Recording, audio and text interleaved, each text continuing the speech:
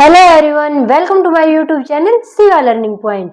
तो भाई कैसे हैं आप सब? आई होप आप सब अच्छे होंगे और आप सबकी तैयारी भी अच्छी चल रही होगी।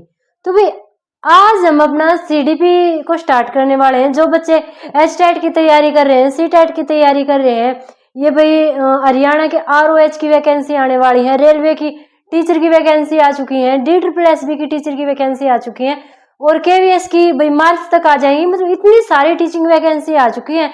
तो अब मुझे लगा कि हरियाणा जी के मोस्टली कंप्लीट हो चुकी है। एक दो टॉपिक रहता है वो मैं बीच में करवाती रहूंगी। अब हम बात कर लेते हैं अपने सीडीपी पे और पेडागोजी पे। ये चीजें जरूरी हैं टीचिंग एग्जाम के लिए, तो ये हम कंप्लीट करेंगे। तो भाई आज की हमारी पहली क्लास है और सबसे पहले जो सबसे इंपॉर्टेंट होता है हम वही पढ़ेंगे, बाल विकास। ठीक है, चाइल्ड डेवलपमेंट। इसमें क्या चीजें आती हैं वो सारी चीजें आज हम डिस्कस करेंगे। तो भाई बाल विकास, जैसा कि इसके नाम से ही पता चल रहा है, बाल विकास का मतलब क्या होता है? बाल का मतलब बालक और विकास का मतलब उसकी उन्नति होना। ठीक है, तो बाल विकास का मतलब ही यही है कि एक बच्चे में मतलब क्या क्या परिवर्तन आता है, क्या क्या उसकी ग्रोथ होती है, क्या क्या वृद्धि होती है, वो सारी चीजें बाल विकास में इंक्लूड की जाती हैं। जैसे कि जब बच्चा पैदा होता है, बिल्कुल छोटा सा बच्चा पैदा होता है, ठीक है, उसके जस्ट एक हफ्ते के बाद देखेंगे आप, उसकी हाइट में भी चेंजमेंट आ जाता है, उसके वेट में चेंजमेंट आ जाता है, उसकी एक्टिविटी में भी चेंजमेंट आ जाता है। जैसे जैसे बच्चा बड़ा होता जाता है उसकी एक्टिविटी चेंज होती जाती है। जैसे पहले बच्चा भूख लगने पे रोता है, उसके बाद जब उसने थोड़ा सा बोलना शुरू करता है तो वो भूख लगने पे दूधू दूधू की आवाज करता है। इस टाइप से क्या है, बच्चे में चेंजमेंट आता चला जाता है। थोड़ा और बड़ा होता है तो साफ तौर से ऐसे बोलने लगता है, मुझे भूख लगी है, मुझे खाना दो। तो क्या है, इस बच्चे में जो ये चेंजमेंट आया है वो चीजें हम किस में पढ़ते हैं? अपने बाल विकास में पढ़ते हैं। तो एक बच्चे में किस किस तरह से परिवर्तन आता है, कहां कहां पर परिवर्तन आता है, वो सारी चीजें आज हम डिस्कस करेंगे। किसमें? बाल विकास के आयाम में। ठीक है, बाल विकास के आयाम में कि बच्चे का विकास है ना वो किन किन क्षेत्रों में होता है। ठीक है, किन किन क्षेत्रों का मतलब क्या है? जैसे बच्चे ने बोलना सीखा तो वो क्या हो गया, उसका भाषात्मक विकास हो गया। बच्चे के शरीर में वृद्धि हुई, उसकी हाइट में वृद्धि हुई, वो क्या हो गया, उसका शारीरिक विकास हो गया। बच्चे ने परिवार में घुलना मिलना सीखा, वो क्या हो गया, उसका सामाजिक विकास हो गया। तो जो ये मापदंड है, जो ये आयाम है, वो आज हम डिस्कस करेंगे। तो सबसे पहले आता है शारीरिक विकास। बच्चे का शारीरिक विकास आप सबको पता है, शारीरिक लिखा है तो शरीर से संबंधित है, जिसमें बच्चे की लंबाई बढ़ती है, बच्चे का वेट बढ़ता है, कोई बच्चा पतला हो जाता है, कोई मोटा हो जाता है। तो वो सारी चीजें किस में आ जाती है? अपने शारीरिक विकास में आ जाते हैं। जो बच्चे के शरीर में परिवर्तन आता है, ठीक है, जो बच्चे के शरीर में परिवर्तन आता है वो किस में चला जाता है? शारीरिक विकास में। उसके बाद आता है सामाजिक विकास। सामाजिक विकास का मतलब क्या है? जैसे भी छोटा बच्चा होता है, ठीक है, जब वो अपनी माँ को जानने पहचानने लगता है तो क्या है, हर टाइम अपनी माँ से चिपका रहेगा। अभी उसका समाज में इतना विकास नहीं हुआ है, कोई अनजान व्यक्ति आकर उसे गोद में लेगा तो वो नहीं जाएगा उसके पास, तुरंत रोने लग जाएगा। मगर जैसे ही बच्चा थोड़ा बड़ा होता है वो पड़ोस के बच्चों के साथ खेलना शुरू करता है, स्कूल में जाना शुरू करता है। उसके बाद अगर कोई अनजान व्यक्ति उसके सामने आता है तो वो उससे भी बातें करता है, नहीं हिचकिचाता। तो क्या है, उसका अब क्या हुआ है? सामाजिक विकास हुआ है। पहले उसने परिवार के लोगों को जाना, फिर उसने आस पड़ोस के लोगों को जाना, उसके बाद उसने अपने स्कूल के सहपाठियों को, टीचरों को जाना, फिर वो बाहरी समाज से कनेक्ट हुआ। तो ये उसका क्या हो गया? सामाजिक विकास हो गया। ठीक है भाई, आगे देखो, आगे आता है संवेगात्मक विकास। संवेगात्मक विकास क्या होता है? जो बच्चा संवेग होते हैं ना, बच्चे के संवेग, जब बच्चा उन पे कंट्रोल करना सीखता है। जैसे छोटा बच्चा होता है, भूख लगने पे रोने लग जाता है, ठीक है, आप 1-2 महीने का बच्चा ले लो, वो भूख लगने पे रोने लग जाता है, तो उसका संवेगों पे कंट्रोल नहीं है। पर जैसे बच्चा थोड़ा बड़ा होगा, 2-3 साल का बच्चा है, उसे भूख लगी है, वो रोएगा नहीं, वो मांगेगा मुझे खाना दो। ठीक है, वो मांग के खाना लेगा, वो रोएगा नहीं भूख लगने पे। तो ये क्या हुआ? उसका संवेगात्मक विकास हुआ। उसने अपने संवेगों पर कंट्रोल करना सीख लिया, उसके जो इमोशंस हैं उन पे उसने कंट्रोल करना सीख लिया। छोटा बच्चा है, अगर माँ ने उसको गोद में उठा रखा है, माँ बिस्तर पे लेटा के थोड़ी दूर जाएगी, बच्चा रोने लग जाएगा। क्यों? क्योंकि उसका संवेगों पे कंट्रोल नहीं है। बच्चा थोड़ा और बड़ा होगा तो माँ उसको छोड़ के कहीं जा रही है तो बच्चा नहीं रोएगा, बच्चा इस चीज को समझेगा कि माँ कहीं जा रही है, काम कर रही है, वो वापस मेरे पास ही आएगी। तो क्या अब उसका संवेगों पे कंट्रोल हो चुका है, इसलिए वो अब नहीं रोता। तो ये क्या होगा भाई, संवेगात्मक विकास हो गया। उसके बाद है भाई मानसिक विकास। बच्चे की जो मानसिक शक्ति है, जो उसकी बुद्धि है, उसका कितना विकास हुआ है। बच्चे का भाई स्टेज वाइज मानसिक विकास भी होता रहता है। छोटा बच्चा वो किसी चीज को नहीं समझता, उसके बाद थोड़ा बड़ा बच्चा होता है वो कुछ चीजों को समझने लगता है, फिर बच्चा और बड़ा होता है वो और ज्यादा चीजों को समझने लगता है। तो जो उसकी बुद्धि का विकास होता है वो किस में चला जाता है, मानसिक विकास में, मस्तिष्क विकास में। ठीक है, आगे आता है नैतिक विकास। नैतिक विकास का क्या मतलब है, जब बच्चा अच्छे बुरे की पहचान करने लगता है। ठीक है, ये क्वेश्चन भी आया है कि एक 4 साल का बच्चा है, वो अच्छे बुरे की पहचान नहीं कर पा रहा है, तो उसका कौन सा विकास नहीं हुआ है। भाई अगर वो अच्छे बुरे की पहचान नहीं कर पा रहा है तो इसका मतलब क्या है, उसका कौन सा विकास नहीं हुआ, नैतिक विकास नहीं हुआ है। जब बच्चे का नैतिक विकास होता है तो वो अच्छे में और बुरे में फर्क करना सीखता है, सही में गलत में फर्क करना सीखता है। एक बच्चा, छोटा बच्चा है, भूख लगी है, उसने खाना उठा के खा लिया। ठीक है, आपने छोटे बच्चों को देखा होगा ना, कोई अनजान व्यक्ति है कुछ खा रहा है, वो उसके हाथ से भी झपट के खा लेता है। क्यों? क्योंकि उसका नैतिक विकास नहीं हुआ, अभी उसको सही गलत की पहचान नहीं है। बच्चा जब थोड़ा बड़ा होता है तो उसको इस बात का पता चलता है कि भाई ये चीज अगर मेरी नहीं है तो मुझे ये चीज नहीं खानी है। तो फिर वो क्या करता है, वो ये तो मांग के खाता है या अपनी मम्मी को बोलता है कि मुझे ये चीज खानी है, पर वो दूसरे इंसान से झपट के नहीं खाता। तो अब क्या हुआ है, बच्चे का नैतिक विकास हो गया है, जहाँ पे उसको सही गलत की पहचान हुई है। आगे आता है भाषात्मक विकास। जब बच्चे का भाषात्मक विकास होता है, पहले बच्चा रोना सीखता है, उसके बाद माँ कहना सीखता है। वो अलग बात है, जो आज के एडवांस बच्चे हैं, आधुनिक बच्चे हैं, वो माँ कहना नहीं सीखते, वो क्या कहना सीखते हैं, पापा कहना सीखते हैं। ठीक है, पहले बच्चे होते थे भाई माँ कहना सीखते थे, मगर अब बच्चे माँ कहना नहीं सीखते, पहले ही पापा कहना सीखते। उसको वो बच्चे को बोलेंगे बेटा माँ बोल, माँ, बच्चा क्या बोलेगा, पापा पापा। तो इस तरह से क्या है, फिर बच्चा धीरे धीरे क्या है, 1-2 वर्ड बोलने सीखता है, फिर वाक्य बनाना सीखता है, और फिर पूरी रामायण सुन लो उससे, फिर वो कान खा जाता है बोल बोल के।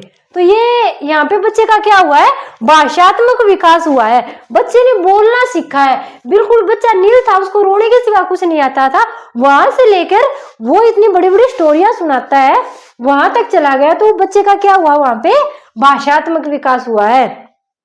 उसके बाद आता है गत्यात्मक विकास।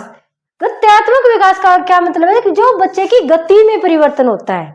ठीक है, जो बच्चे की गति में परिवर्तन आता है वो गत्यात्मक विकास कहलाता है। और ये 2 तरह का होता है भाई, इसको ये कई बार एग्जाम में पूछा गया है कि गत्यात्मक विकास में सूक्ष्म गत्यात्मक क्या है, स्थूल गत्यात्मक क्या है।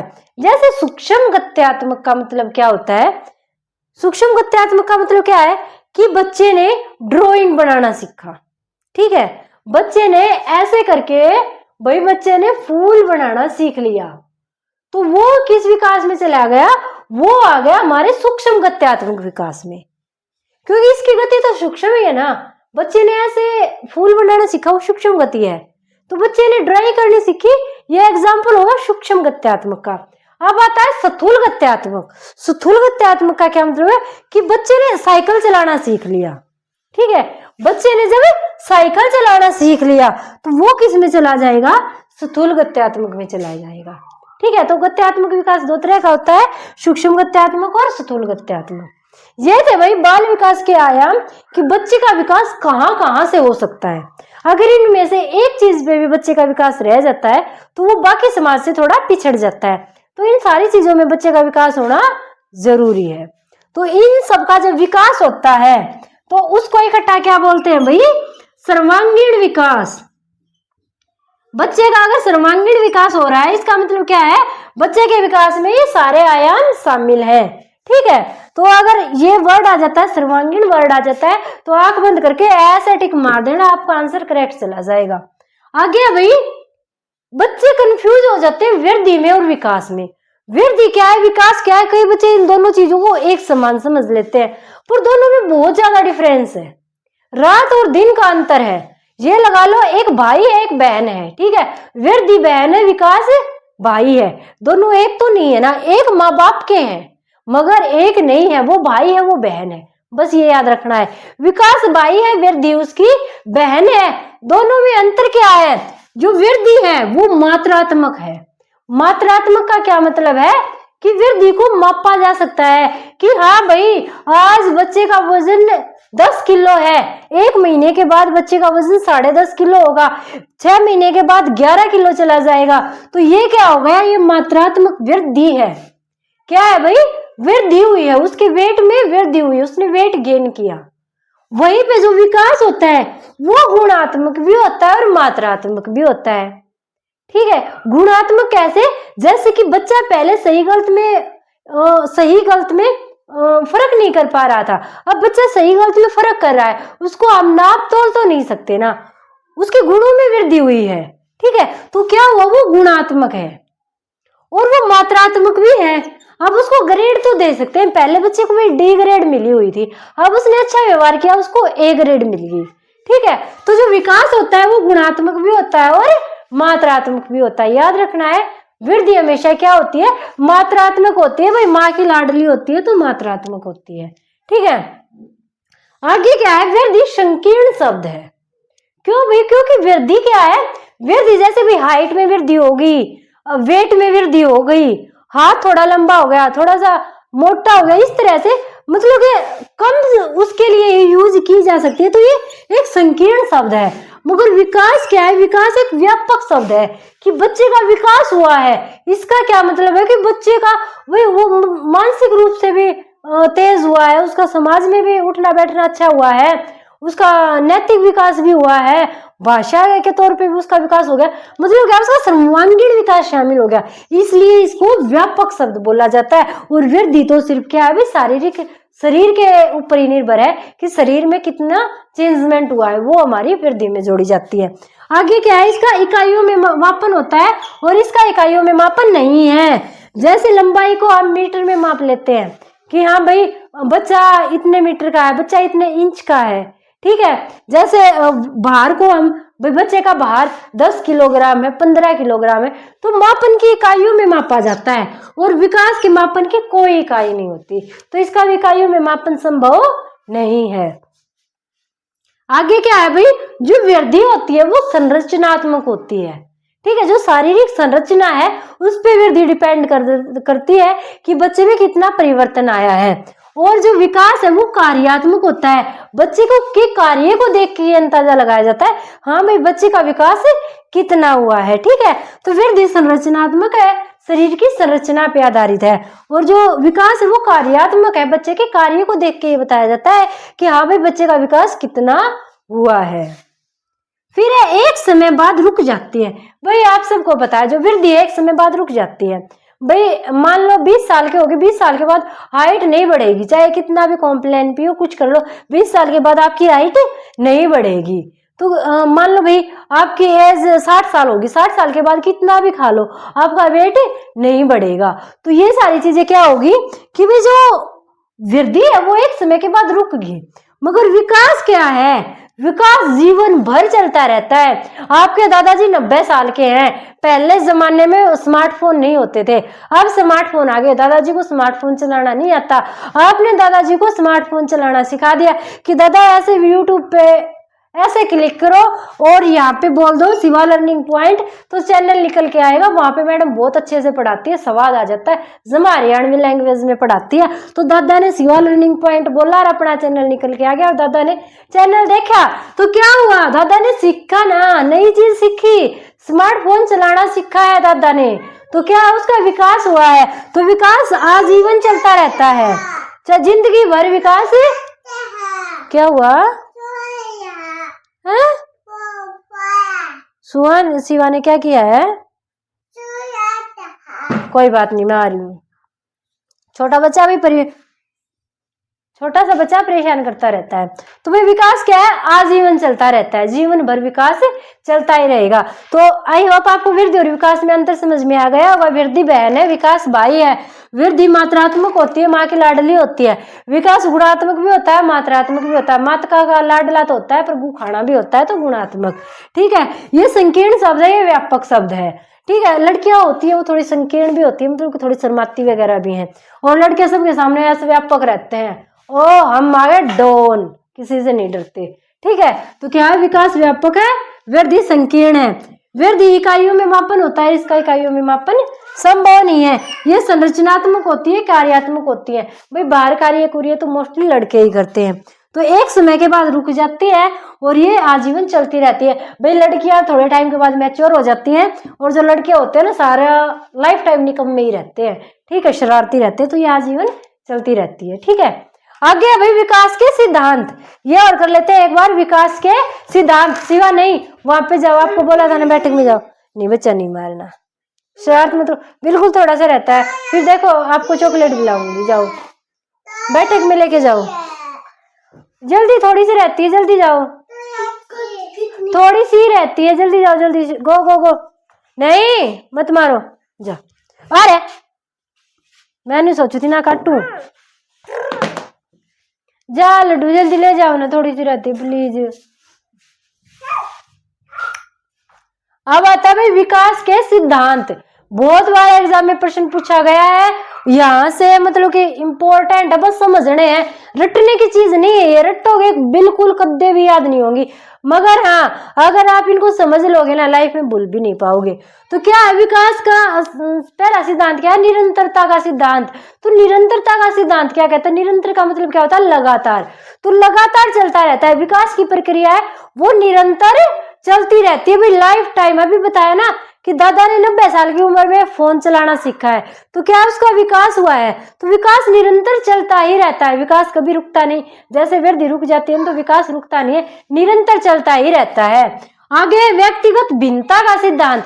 व्यक्तिगत भिन्नता का सिद्धांत क्या कहता है कि विकास कभी भी दो इंसानों में बिल्कुल एक समान नहीं होता, उनमें कुछ ना कुछ व्यक्तिगत भिन्नता पाई जाती है। भले ही कोई जुड़वा इंसान हो, जुड़वा भाई हो, मगर उनके विकास में कुछ ना कुछ चेंजमेंट जरूर होगा, कुछ ना कुछ भिन्नता जरूर होगी, ठीक है। तो विकास कभी भी दो इंसानों का सेम नहीं रहता, ये हमेशा याद रखनी है। विकास हमेशा भिन्नता पाई जाती है विकास में, ठीक है। आगे सार्वभौमिकता। सार्वभौमिकता का क्या मतलब है? सार्वभौमिक क्या होता है? सारे संसार में एक जैसा। अभी मैंने बताया कि व्यक्तियों में भिन्नता होती है विकास में, जैसे किसी का विकास तेज गति से हो गया, किसी का मंद गति से हो गया, किसी ने 2 से 10 तक पढ़े 10 मिनट में याद कर लिए, किसी ने आधा घंटे में याद की, तो उनमें होगी व्यक्तिगत भिन्नता।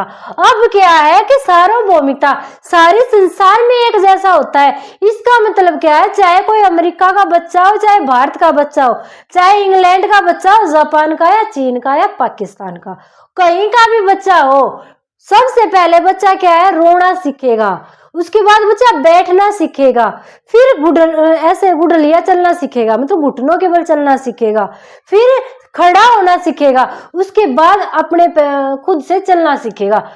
मतलब चलने की ये प्रक्रिया सब में सेम होती है। पहले बच्चे ने बैठना सीखा, चाहे बच्चा अमेरिका का हो चाहे जापान का, पहले बच्चा बैठना ही सीखेगा, उसके बाद घुटनों के बल चलना सीखेगा, फिर खड़ा होना सीखेगा, फिर खुद से बिना सहारे के चलना सीखेगा। तो जो ये क्रम है ये सार्वभौमिक होता है विकास का। पूरे संसार में एक ही क्रम पाया जाता है, चाहे कहीं का भी बच्चा हो, इसी क्रम में उसका विकास होगा। तो ये सार्वभौमिकता का सिद्धांत। आगे एक रूपता का सिद्धांत। विकास क्या होता है? भाई विकास एक रूप होता है, ठीक है। विकास एक रूप होता है, जैसे मैंने अभी बताया ना कि भाई चाहे किसी भी मतलब प्रजाति का हो, चाहे मतलब प्रजाति लगा लो, इंसानों की प्रजाति में अलग तरह से विकास होता है, जो कुत्तों की प्रजाति उसमें अलग तरह के से विकास होगा, बंदर की प्रजाति में अलग होगा, मछली की प्रजाति में अलग होगा, मगर ये प्रजातियां कहीं भी हों उनका विकास एक रूप ही होगा।